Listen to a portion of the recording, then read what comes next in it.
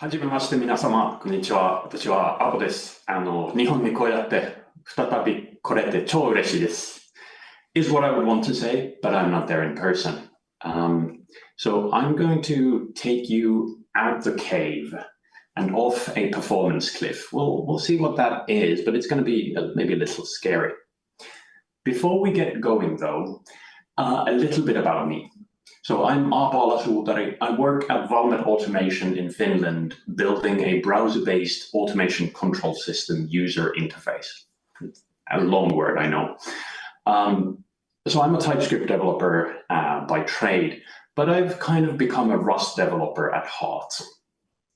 And it kind of started or came to a head about 2.5 years ago when I started developing Nova JavaScript engine. It originally started as a kind of a joke amongst friends, but then I kind of took it and ran into a data-oriented design direction with it. And I've become a bit of a zealot. So much so that I now use data-oriented design a lot in my JavaScript code or TypeScript code as well, and it does amazing things like cuts memory usage in a tenth. So you should maybe pay attention. But now let's get going. Imagine you are in your programmer's cave, your own room. All the lights are off. And it's dark. The only illumination is your display. You write JavaScript into your IDE, and the hot reload loop takes it directly to the browser or to your runtime of choice. You get instant output. But are the words that you write the truth? Are they the thing that makes the output happen? Or is that merely shadows, flickers on a screen? I argue that the words you write, the code we write, is shadows. It is not the reality that we actually deal with. In a way, the first truth behind our shadows is the ECMAScript specification. The ECMAScript specification defines what those words mean, and they, in a way, give it form. But then the real truth behind the truth is the CPU, the machine. When your JavaScript engine takes that code, it interprets it into actual machine code on one level or another. And it's an actual physical machine, physical hardware that runs your code and turns it into output. And we kind of forget that. Not like completely. We don't forget that it's an actual machine, but we kind of forget that it's an actual physical thing with physical realities. And one important physical reality of a computer, of a CPU, is that data, memory, is loaded in by the cache line. When you, in your JavaScript code, do an if check on a single Boolean, the computer does not load in that single Boolean or that single JavaScript value. It loads in a cache line of data, and from within that, it reads the single Boolean. Now, what happens to the rest of that cache line? That is up to you. If you, like me, often kind of just write JavaScript code and, just smack things into an object, it might be that none of the other stuff gets used. A cache line is 64 bytes of data, and you've just used 1 byte of that. Loading in the cache line is slow. It is one of the slowest things that your computer does. It's still very fast from a human perspective, but from a code perspective, it is slow. So data-oriented design here comes in and says, you should make the most out of your cache lines. When you load in that data, you should make sure that it contains data that you are going to use immediately or very soon after the first load happens. So let's look at those shadows that we so eagerly write into our IDEs. In JavaScript, we mostly deal with objects. Sure, we have primitives, and primitives are important, but today we're talking about objects. They are the shadows of our story. We have ordinary objects. You see there A and B, that's a normal named property object. Then you can have indexed property objects like 0 and 1 being the keys, or just very weird objects where it's kind of like a number hash map. Then you have arrays, our favorite, packed data, except when you leave in empty slots, like in the middle there, or just ridiculous arrays which just have a length and basically nothing else. And then we have all the rest. You name it, we have it. In JavaScript, we have objects for everything. We have functions, we have proxies, array buffers, typed arrays, everything is here. But there's a bit of a curse here. There's the curse of structural inheritance. In ECMAScript, inheritance is required, and structural inheritance is kind of strongly implied by the specification. And the way structural inheritance works is that when you have a base class and you want to inherit it into a subclass, you add things at the end. And then when you want to subclass a subclass, you again add things at the end. This is how structural inheritance works. But this means that a subclass is always larger than a superclass. Let's say that again slowly. A subclass is always larger than a superclass. Sub larger than super. It's the wrong way around, isn't it? Even though an array buffer has a much better defined use case than a plain object, it is actually always larger than a plain object. But let's look a bit at the actual truth, behind the truth. What do these objects look like inside of JavaScript engines? I'm going to be using V8 as my example here because V8 is the most used engine and because it has wonderful debugging capabilities. So I get this information fairly easily. But there at the very bottom, you can see what a JavaScript object in Node looks like. If this is Node, then this whole view is a single cache line. If this is in Chrome, where they use pointer offsets instead of values, which lets them halve the memory usage, then this is half a cache line. An object is 24 bytes. It has a shape pointer, an elements pointer, and a properties pointer. Then if there are inline properties, which happen if you use object literals to create your object, like there on the right, A and B, those end up becoming inline properties as part of the object. The shape is something we can't go without in these engines because it is used to determine the type of this thing at runtime. A JavaScript value is just a pointer, and it points into this shape or to this shape pointer, but it doesn't know that this is an object. We need to read the shape so as to know that this is an object at runtime. And then the properties and inline properties, of course, those are used to store read and write named properties at runtime. And the elements is used to store index properties at runtime. So 0, 1, 33, 364,000, they all go behind the elements pointer. Okay? Simple enough. Arrays then, we love those. Because we live under the curse of structural inheritance, arrays are bigger than objects.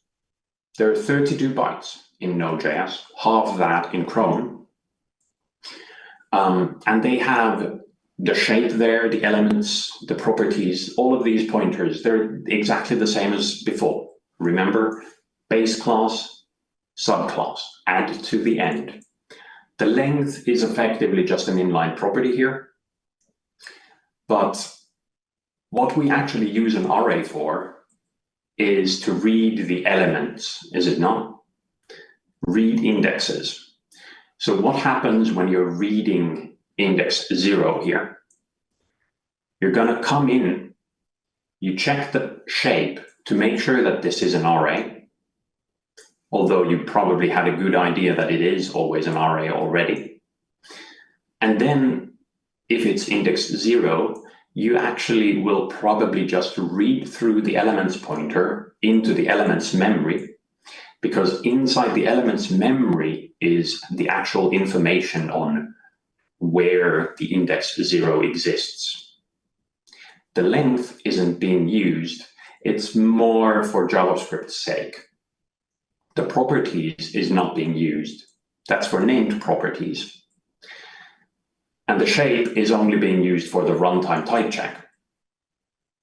And then at the sides there, you can see the previous objects or previous arrays, properties and length, and the next arrays, shape and elements in opaque letters, opaque boxes. This is a cache line again in Node.js, half a cache line in Chrome. So when we have loaded in this array to read its data, we load in some data from nearby objects, which are probably similar objects created at the same time.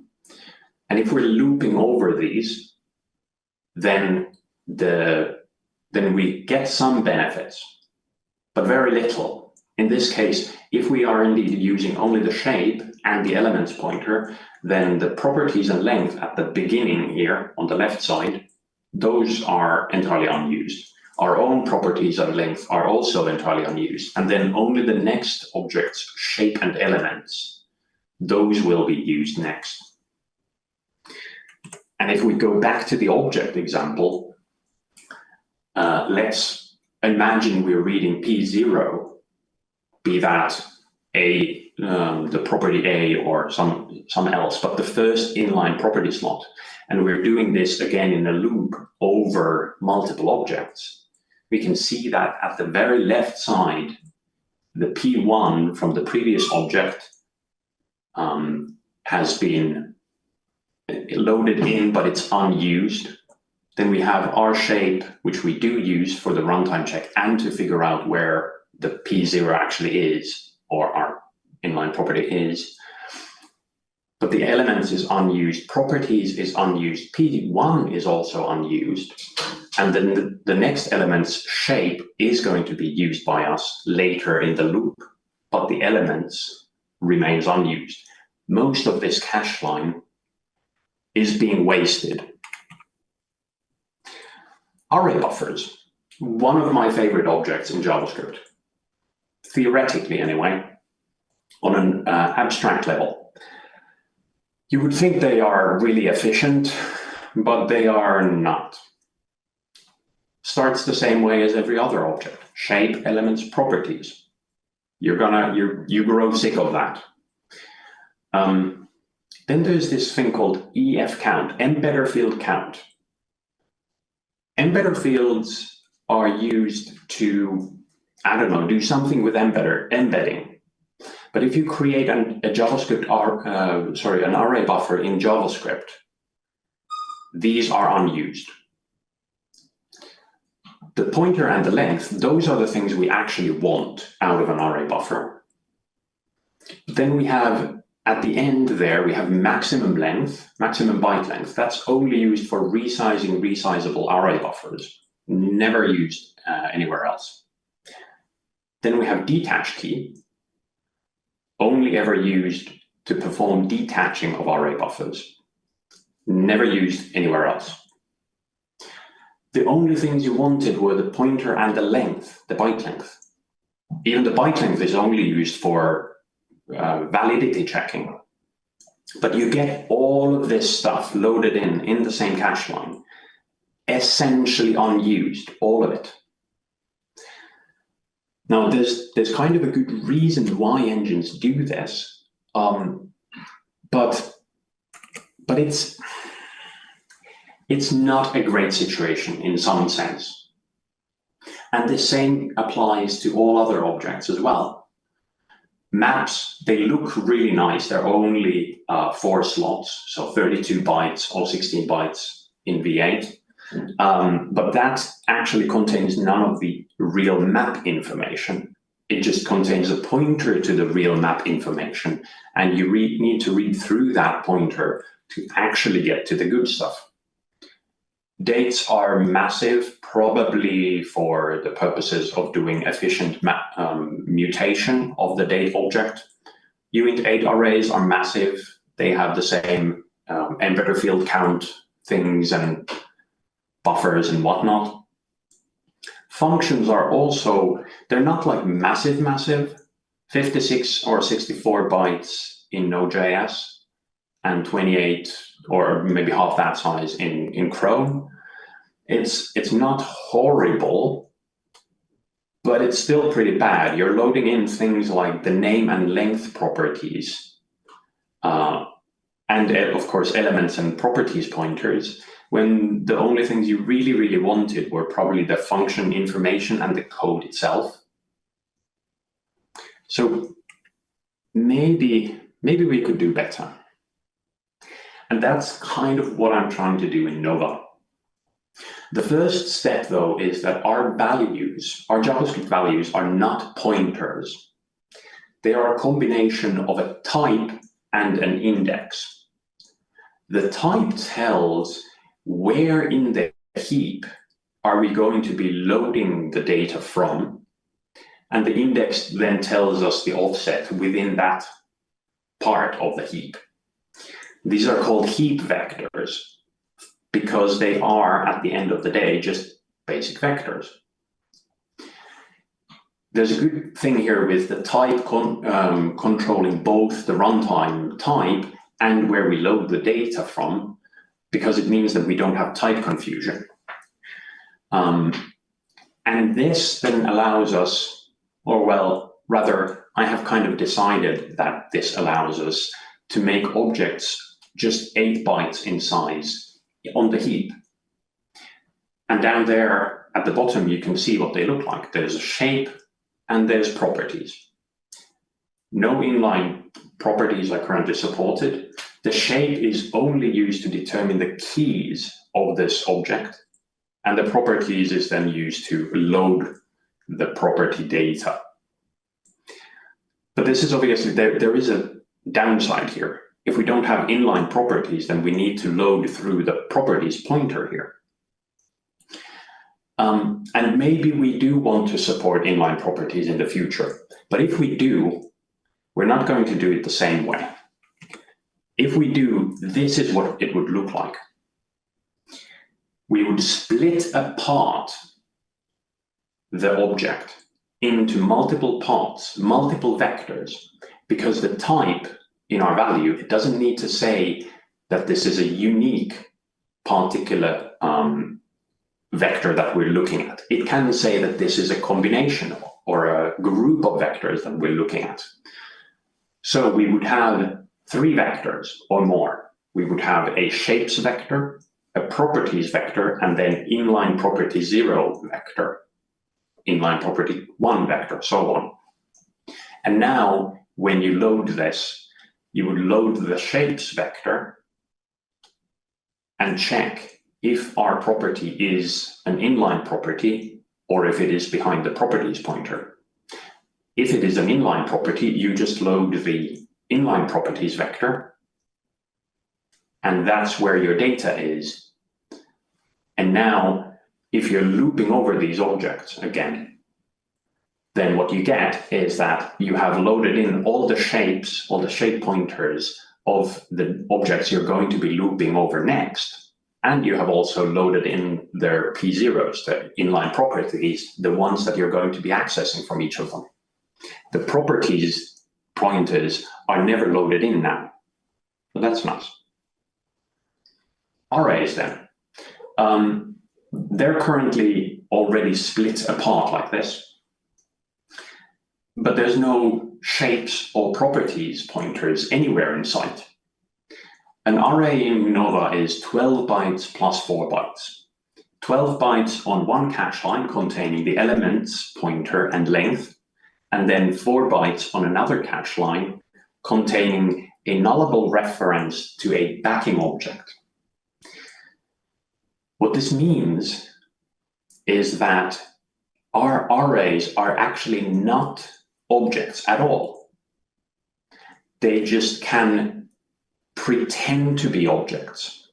If you do something with an array that requires it to look like an object, say you change its prototype, or you assign named properties other than length to it, then we will create a backing object here in the vector of all objects.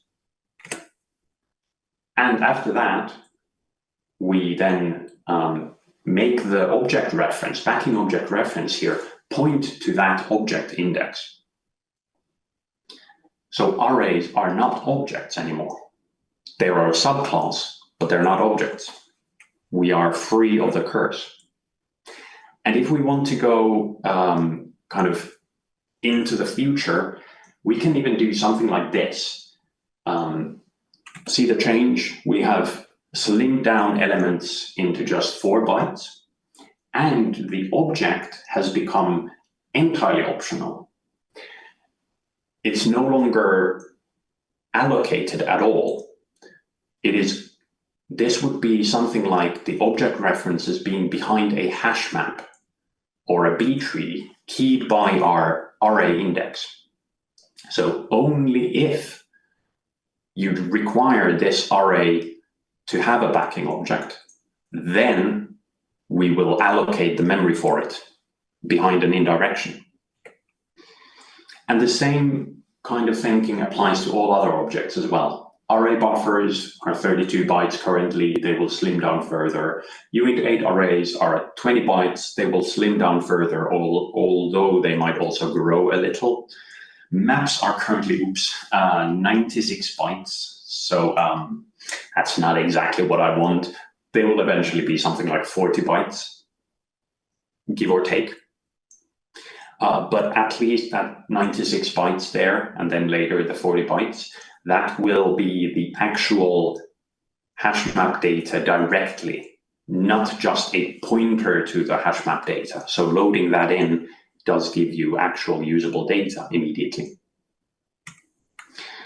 So the trick here, the data-oriented step, in a way, is to use vectors for storage as much as possible. Split those vectors up into separate arrays that can be indexed using the same index. So this becomes kind of like a database when you think about it. It's columns and rows. This allows us to optimize for looping over lines of objects. And then as a further optimization, it makes it pretty easy for us to move unlikely data behind index key indirections, so hash maps or B trees, which allows us to allocate for that unlikely data only when it is explicitly required.